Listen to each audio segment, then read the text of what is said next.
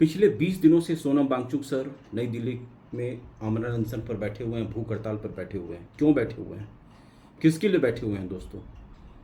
इस देश की जो एजुकेशन सिस्टम है उसके खिलाफ वो बैठे हुए हैं।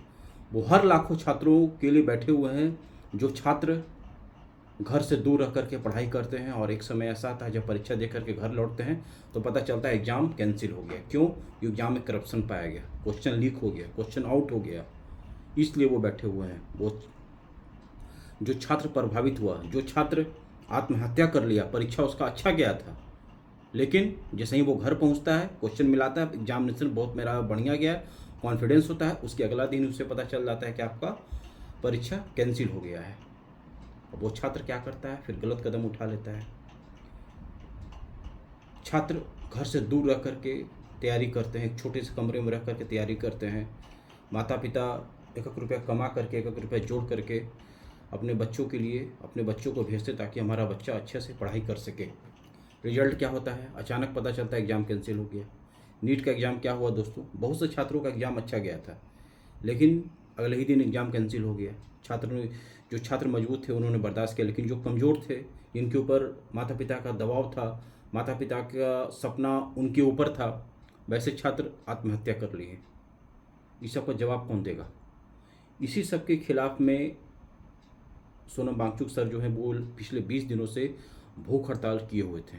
कल उन्हें 21वें दिन दिल्ली पुलिस उठा करके सुबह सुबह ले जाती है, सफदरजंग अस्पताल में उन्हें भर्ती कराती है, क्योंकि दिल्ली हाई कोर्ट ने आदेश दिया था, और दिल्ली हाई कोर्ट ने कहा था राज्य का कर्तव्य है जनता की हर सुख दुख को देखना, हर व्यक्ति का जीवन अनमोल है। तो तुरंत दिल्ली पुलिस एक्शन में आती है और फिर ले जाकर के सोनम वांगचुक सर को ले जाके अस्पताल में भर्ती कराती। फिलहाल सोनम वांगचुक सर अस्पताल में ही भर्ती हैं, कोई मेडिकल रिपोर्ट जो है वो बाहर आउट नहीं हो रहा है, लेकिन फिलहाल वो स्वस्थ हैं, ठीक है। लेकिन जो उनका जो मुख्य पर्पस था, जो मुख्य उद्देश्य था, सोनम वांगचुक सर एक इनोवेटिव माइंड के आदमी हैं। लेह लद्दाख में उन्होंने बहुत से अच्छे अच्छे इनोवेटिव काम किए उन्होंने। मतलब उनका जो माइंड है दोस्तों ना, मतलब समझिए, मतलब इनोवेटिव माइंड है। और वो मतलब देश में इतना जो करप्शन हो रहा है, खास करके एजुकेशन सिस्टम, इसके खिलाफ में वो आवाज़ उठाए थे। अगर मान लीजिए सरकार में कहीं कोई कमी है, क्योंकि हमारा देश लोकतांत्रिक देश है, जनता चुन करके सरकार को बैठाती है, तब जा करके सरकार हमारे देश प्रशासन करती है, देश की भलाई के लिए काम करती है। लेकिन सरकार का ये भी कर्तव्य होना चाहिए, अगर देश में कहीं करप्शन हो रहा है, छात्र परेशान हैं, आमरण अनशन हो रहा है, तो ऐसा नहीं कि पुलिस भेज करके उसको मामला को दबा दिए। नहीं, आप में होना चाहिए, आप उसे बुलाते सोनम वांगचुक सर को, बैठ कर डिस्कशन करते, उनसे ही विचार लेते क्या किया जा सकता है, क्या बेस्ट हो सकता है, तब जाकर के समस्या का समाधान होता है। ये नहीं कि हम पुलिस को भेज दिए, डरा धमका दिए। ये तो हुआ कि कोई प्रश्न अगर आपसे करेगा तो आप उसके पीछे पुलिस छोड़ दीजिएगा। ये तो फिर शासन ऐसे नहीं चलता है।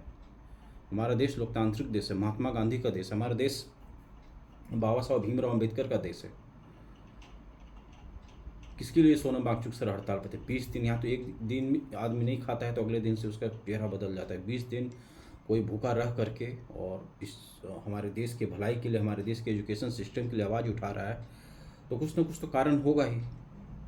बैठ के बातचीत कर लेते, बैठ के बातचीत करके समस्या का समाधान हो जाता, उनसे ही विचार लेते, और भी जो शिक्षा क्षेत्र के जो एक्सपर्ट हैं उनको बुलाते, वो भी अपना विचार रखते। आखिर में क्यों? चाहे आप स्टेट गवर्नमेंट का एग्ज़ाम ले लीजिए, सेंट्रल का एग्ज़ाम ले लीजिए, हर एक जगह आपको धांधली मिलेगा। आप परीक्षा, जो मेरिटोरियस छात्र है, जो मेरिट वाला छात्र है, वो तैयारी करते रह जाता है, और इधर जिसके पास पैसा है वो निकल जाता है। उसका नंबर अच्छा आ गया, उसका नौकरी हो गया, और जो मेरिटोरियस छात्र है वो बेचारों से ही रह गया। अब कहाँ जाएगा वो? पढ़ते जा रहा है, तैयारी कर रहा है, उम्र बीतता जा रहा है, 40 साल हो गया उम्र, अब शादी कब होगा? फिर उसका जनरेशन कैसे होगा? कब तक जिएगा वो?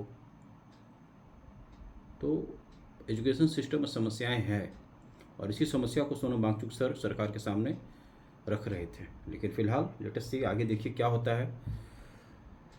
भागना नहीं चाहिए। अगर मुझ में कहीं कोई दिक्कत है, कोई है, तो बैठ करके क्यों है उसका समाधान करना चाहिए। नहीं कि हम पुलिस छोड़ दिए और मिलिट्री को लगा दिए, सीआरपीएफ को लगा दिए, भगाओ इसको, तो ऐसा सिस्टम नहीं चलेगा, फिर तो देश करप्ट ही रह जाएगा। हमारा देश ज्ञान का देश था, विश्व गुरु था हमारा देश भारत, नालंदा यूनिवर्सिटी जैसे सब महान तक्षशिला बड़ा बड़ा बड़ा यूनिवर्सिटी था भारत में। तक्षशिला तो खैर अभी लगता है पाकिस्तान में चला गया है, लेकिन नालंदा विश्वविद्यालय जैसा मतलब दुनिया देश दुनिया से लोग यहाँ पढ़ने आते थे। ऐसा था हमारा देश, महान महान लोग थे हमारे देश में।